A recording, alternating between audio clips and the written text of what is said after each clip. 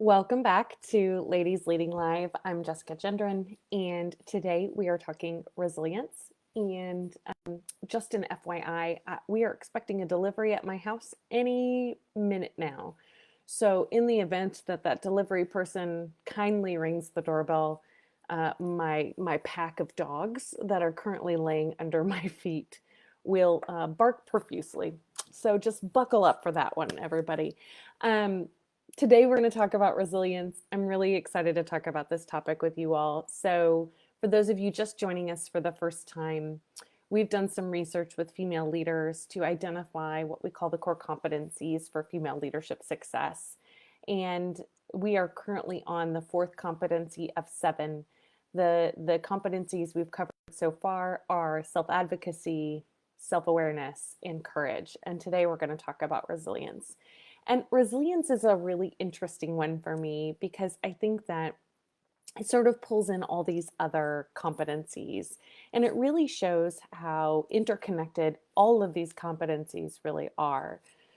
Resilience, when we talked to female leaders, one of the things that we identified is that many of them experienced significant adversity at some point in their career, and that they had an opportunity to learn from those things, those significant failures, pivot and propel their career forward. And in fact, most of them indicated that that was a significant contributor. There it is.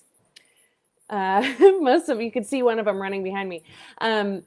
Most of them indicated that that was a significant contributor to um, to their success in their career, was sort of those moments where they had significant adversity that they had to overcome. And so just it's going to continue until it's over, everybody. I apologize for this. Sometimes you can't schedule around those people. Anyway, so when we talk about resilience, I think there's a couple of things that we need to understand. Failure is inevitable, adversity is inevitable, and that's what a lot of these women talked about. Come here, puppy. That's what a lot of those the women that we talked about, was overcoming sort of these, having failures, having opportunities to fail, and using those opportunities to propel their careers forward. So, what's interesting to me about resilience, as I start again, not distracted by my barking dogs here, um, there are so many layers to how we handle failure. And what I'm really learning, the more I dig into each of these competencies, is that we haven't really been socialized, men or women, to really handle failure appropriately or bounce back from failure effectively in our lives. I've recently been studying this idea of confidence, and what I've learned is that in the 1940s and the 1950s, sociologists and psychologists were sort of tasked with this idea of connecting confidence to success and connecting self-esteem to success. And so these sociologists and psychologists really started to study the idea of confidence, and try to track that it was a factor and a contributor to success. And what that sort of did as a part of the American psyche is that it greatly transformed who we were and how we socialized people from a very young age. All of the sudden we were trying to tie this idea of self-esteem to confidence. And so we started to pump kids with confidence and self-esteem practices from a very young age. We sort of rag on the millennial generation, and we talk about how they're entitled and they're self-absorbed and they're the selfie generation and they think they're really great at stuff and they're not. And the reality is that they are a product of this sort of self-esteem generation, where we've told them that self-esteem is tied to success. And what we have learned, and actually what a researcher, his name is Ron Baumeister, I'm probably screwing that up, but I'll put it in the comments later on. He looked at over 15,000 research studies about confidence and self-esteem, and he actually found that there's no link between confidence and success. And that in fact they're more likely inversely correlated. And in fact, Dunning and Kruger found that the more confident you are, it's likely the less competent you are.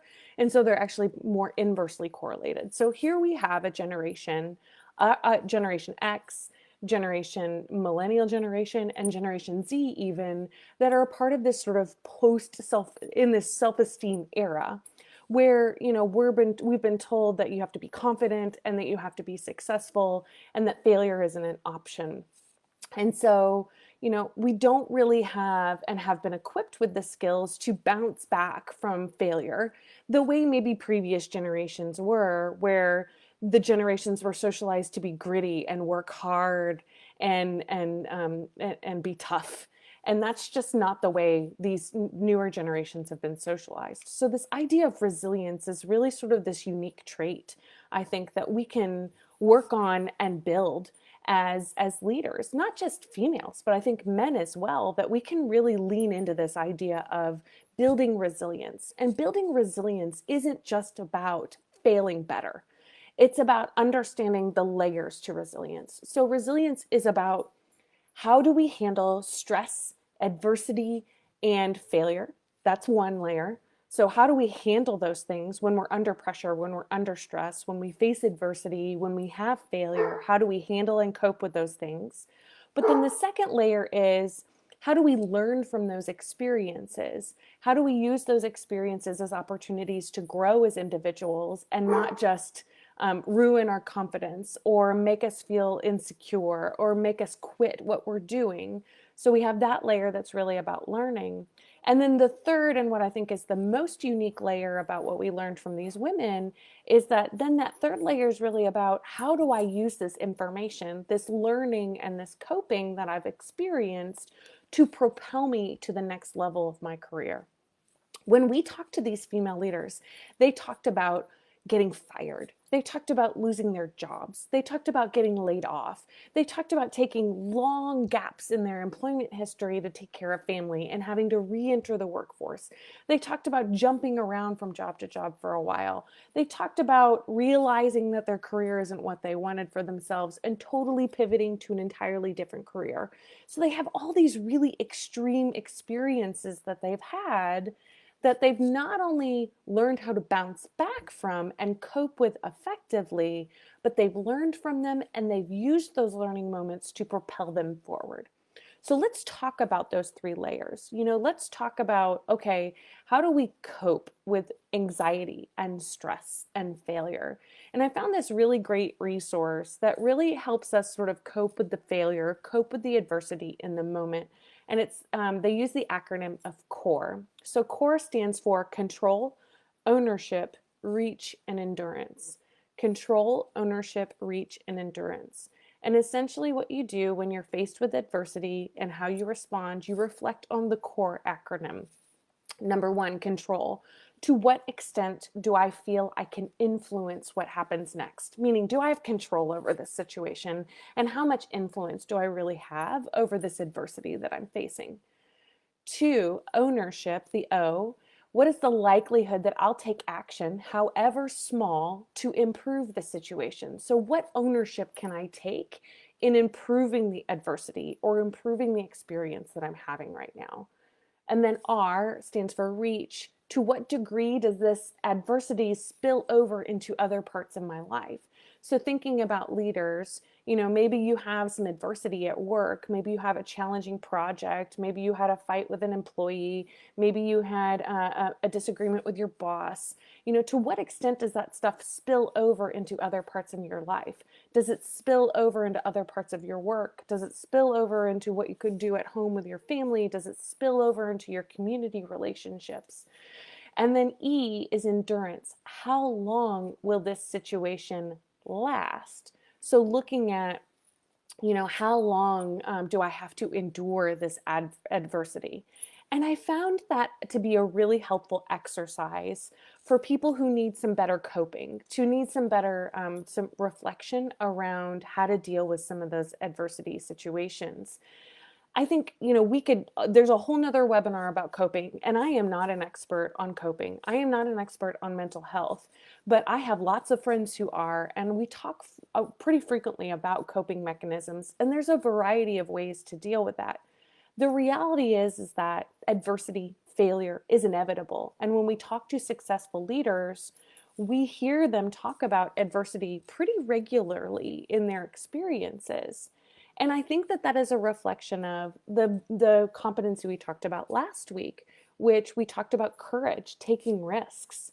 If you take risks in your job, if you take risks in your life, if you show courage and are willing to do smart risk taking, you're going to have failure. You're going to face adversity, and that those things are okay. There's great learning that comes from that adversity. There's great learning that comes from those failures that we experience. The second layer, and what I think is the most important layer, is really, what do we learn from those experiences? And so these female leaders, they talked a lot about how they reflected and evaluated those experiences and what they learned from those experiences. And I think that's where we tie back to self-awareness. So much of self-awareness is really about introspection and self-exploration. And part of that is really looking at those failure moments, those adversity moments, and understanding, okay, what happened here? And maybe it's not like stuff that's significant. Maybe it's just you choked in a meeting when your boss asked a question, or when your boss's boss asked you a question, and all of a sudden you choked and stumbled over your words and made yourself look stupid. And that could be some type of adversity. In my former job, we did some research about student leaders. And one of the things that we found among student leaders was that most of them identified a significant failure or adversity moment in their experience as a student leader too. And for some of them, it was like, oh, I choked in a meeting, or oh, I got in trouble for, or oh, I failed a test. And some of it was pretty significant stuff too. It's sort of that we identify it, self-identify it as something significant in our experience. So it could be choking in a meeting when your boss's boss asks you a question, or it could be something like getting fired from your job. But the important piece, and the thing that I think is really valuable about resilience, is that it's not just about bouncing back. It's about learning from those experiences and using that to grow as an individual and as a leader.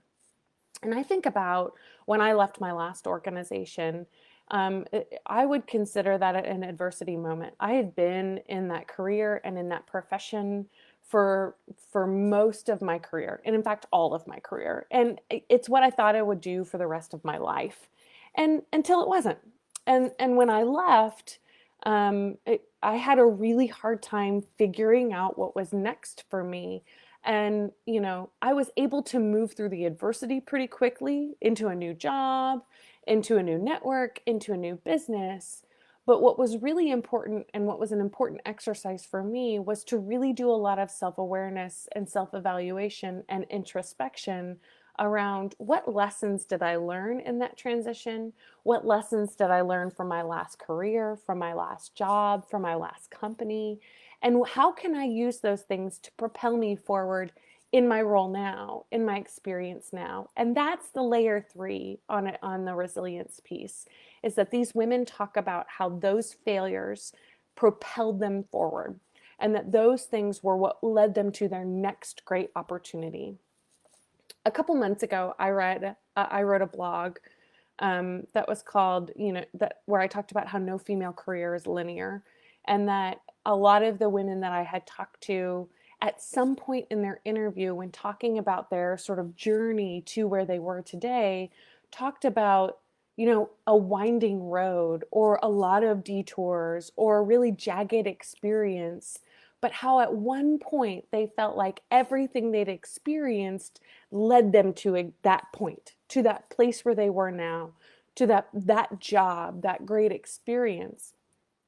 And I think a lot of these women we talked to really identified that, there's going to be lots of detours. There's going to be lots of challenges that you face, and that everything sort of led them to this place and propelled them to that place where they really wanted to be, or that job that they really wanted to have, or that business they really wanted to start, or that organization they really wanted to work for. And, I think that's the layers to resilience. Looking at how we cope with anxiety, failure, and stress, and then looking at how we learn from those moments of anxiety, failure, and stress, and then how do we use those to propel us to the next place. When I think about my career and when I think about, the adversities that I've faced and the lessons I learned from those, I think those have led me to this place where I am now, where I finally feel rooted in what I feel like is my purpose, where I am able to talk about leadership and talk about leadership with a population that I care a lot about in an environment where I feel like my voice matters. And I think that's what's so cool about resilience. And in this self-esteem generation, I think we have to work harder to build those layers of resilience in our students, in us as individuals, and in us as leaders. And so I think, the piece I would leave everyone with that's watching with me here at home is that, we can't be afraid of failure. We have to welcome failure as an opportunity to manage the stress, manage the anxiety, learn and grow, and then use those learning moments to propel us to the next place in our leadership journey, in our careers, in our lives. And I think that's what's so cool about resilience. I have a couple comments, so let me look. Does anybody have any questions? I'll hang for questions today because we've got some watchers at home. If not, thank you all for joining us. Come back next week. Next week, we are talking about intuition. And this one is near and dear to my heart. So to give you a little teaser, the business environment favors data and logic, and women favor their gut. We know how to listen to our gut, probably better than men, and there's data to prove it. So can't wait to talk to you about intuition next week. It's going to be a really fun topic. Next Wednesday at 12 p.m., we'll be talking intuition on Facebook Live again, right here at the Ladies Leading page. Also want to remind you that registration for Ladies Leading Masterclass is now open. You can learn more about the course at ladies-leading.com/masterclass. This program is an eight-month virtual program that will meet twice a month for about 90 minutes that is focused on early to mid-career women who are looking for something to help propel them to the next step. We'll focus on each of the 7 competencies, build an action plan, give you step-by-step things to cover, as well as you'll get to be our first participants in our competency evaluation tool that we've created that allows you to assess pre and post experience, how you've advanced in each of the competencies. So feel free to send me a message on the Facebook page if you have any questions, or you can check out the website at ladies-leading.com/masterclass. Thanks everyone. We'll see you next week.